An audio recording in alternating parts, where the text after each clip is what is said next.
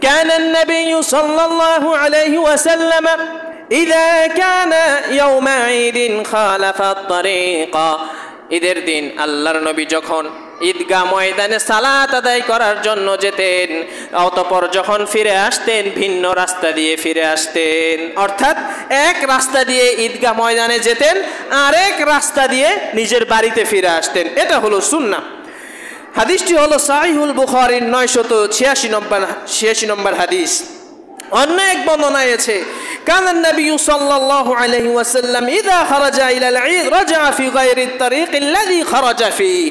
আল্লাহর নবী যখন ঈদগাহ ময়দানে যেতেন তখন তিনি এক রাস্তা দিয়ে ঈদগাহ ময়দানে যেতেন, আর যখন ফিরে আসতেন ভিন্ন রাস্তা দিয়ে নিজের বাড়িতে ফিরে আসতেন। এটা হলো সুন্নাহ। হাদিসটি হলো মুসনাদে আহমদের 8100, ইবনে খুজাইমার 1468 নম্বর হাদিস।